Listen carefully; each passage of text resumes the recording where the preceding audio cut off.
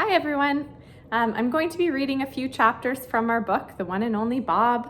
You'll remember that when we left off before the break, Julia had just brought Bob to the zoo and she was bringing him to visit Ivan and Ruby.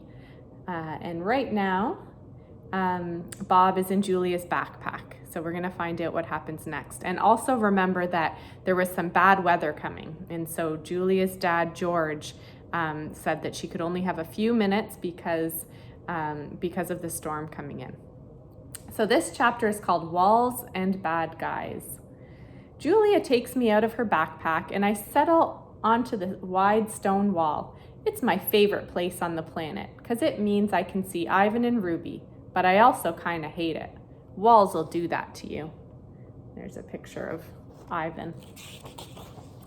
Ivan, being Ivan, is a mellow kind of guy. Takes the good with the bad, only gets angry when he really needs to. When I complain about the walls in the park, he says, walls keep the animals in, but they also keep the bad guys out. Of course, gorillas don't have a whole lot of bad guys to deal with. Elephants either. So humans step in to fill the void. Dogs? Sometimes it feels like we have enemies galore. Everyone wants a piece of us. Humans treat us badly. Cars really have it in for us. We even get eaten by coyotes, which is kind of like having your cousin invite you over for dinner and then inform you that you're the main course. Although I'd probably just be the appetizer. Anyways, after those 27 years stuck in a mall, Ivan is one of those glass half full kind of guys. When it comes to the walls surrounding him, glad to be with the others of his own kind, cared for by smart and loving humans. I'm more of a water bowl of power, half empty kind of guy.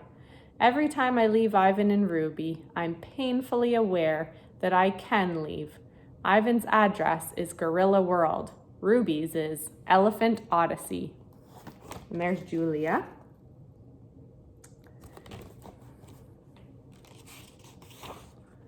And me? I guess my address is the same as Julia and George and Sarah's.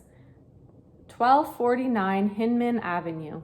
I mean, of course it is. I've been living there a whole year now. It is. And yet sometimes I still wake up at night and think, gotta find shelter, gotta find safety, gotta find somewhere to belong. I guess I don't want to get too comfortable. I want you to think right now about why Bob has a hard time getting comfortable with his new family. And the next chapter is called Gift. Once I'm in my spot, I don't have to do a thing because Ivan and Ruby always know when I'm there. Gorillas and elephants have great schnozzes too. Also, I pride myself on staying extra fragrant. It's a gift. Ivan. Ivan gets to me first. Bob. He knuckle walks up the hill. Knuckle runs, actually, and he looks as glad to see me as I am to see him. It seems I've known Ivan forever, and yet every single time I see him, I feel kind of odd. He's so powerful, so huge, like this magnificent silver mountain that just happens to be my best buddy. Hi, Ivan, Julia calls, waving. He cocks his head and makes a soft belch, which is gorilla for I'm happy. Maya calls out to Julia from the door to the gorilla's indoor space. Maya's a zoologist, which is a hoity-toity way of saying she has a thing for animals. It was Maya and a lot of other good folk who helped get Ivan and the rest of the mall animals moved to better places. Julia unhooks my string and gives me a stern look. No funny business, you, she says, and then kisses me on the head. And stay out of sight. Ivan sidles up as close to the stone wall as he can get. I was worried you wouldn't come today, he says, weather and all. Another hurricane, I say. It's freaking everybody out. Above me, magnolia branches sway. Leaves rustle and shiver. Even the trees seem uneasy. What's new? Ivan asks. He lies back on the grass and wiggles contently, scratching an itch, no doubt. Not much. Had a weird dream last night. I pause. You were in it, and me, and Ruby, and Stella too. Ivan gazes at the darkening sky. Stella, he says, now there was a great friend. Classiest elephant you'll ever hope to meet. The best, I agree. I miss the old gal. We fall silent. All good with you? I ask after a moment. No point in dwelling on the sad stuff or bad dreams. Kenyani's getting on my nerves a bit.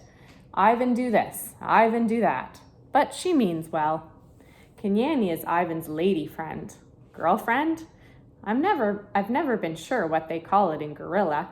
Kenyani doesn't really approve of me. She thinks I'm a bad influence on Ivan. I like to think she's right. Ivan is 400 pounds of pure power, but Kenyani is 400 times scarier. Trust me, I've seen her in a bad mood. I've also seen her teeth. Make mine look like toothpicks. Ivan and Kenyani don't have kids, but there are a bunch of baby and juvenile gorillas hanging around. They call him Uncle Ivan, and he puts up with their antics. Ivan's always been a good sport. If I had a gorilla toddler hanging off of me, I'd be tempted to use my toothpick teeth. Marriage. Ivan and Kenyani are a lot like George and Sarah, as far as I can tell. They grumble, they cuddle, they help each other, they tease each other. Sometimes it looks pretty nice. Still in all, when I smell love, I almost always smell worry. Seems like they're tangled together so tightly they'll never unravel. There's a reason I avoid all that mushy stuff.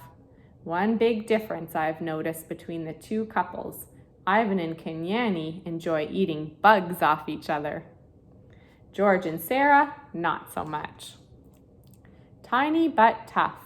Ivan always seems like nothing scares him, not even Kenyani, who scares the heck out of me.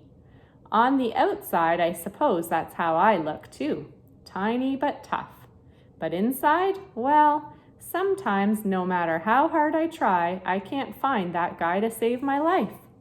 It's like he's cowering in some corner of my heart. I hate it when that happens. I hate that I'm not the guy my friends think I am, the guy the world expects. I keep waiting for things to go bad on me, worrying that my nice, tidy little dog life will blow up in my face. I think George is a worrier too. He'll get up in the middle of the night and head to the kitchen sometimes. His old slippers scuffing on the wooden floor. I always hear him, always join him. When he opens the fridge, the light spills out like maple syrup on a hot pancake. Wonderful scents drift my way. Leftover meatloaf, stinky cheese, expired yogurt that someone might as well eat. And it seems like the dog is the safest bet. The smells rain around me, and yeah, my tongue starts hanging out, and I nudge George's PJ'd leg. You can't sleep either, huh? He'll say, or maybe, I can't tell if you have insomnia or just a very acute sense of smell. Both, actually. I wait. He usually makes himself a PB&J with banana, which is good with me because the crusts are where you really get that fun chew factor going. Now and then after we eat, we sit on the back porch and George scratches my ears, especially my right ear. It's my favorite. I understand his worry, I think. George works so hard. His wife was really sick for a long time, and he loves his daughter so much. Sometimes when Julia climbs on the school bus, I'll watch George watching her. All that caring and concern is painful to smell, especially the briny scent of the stray tear he'll flick aside with the backside of his hand. More than once, George and I have dozed off together. That's the best kind of snooze, if you ask me. Good, warm, safe in someone's sleep. I'm going to stop there, and tomorrow we'll read some more about what happens at Bob's visit at the zoo. Bye for now.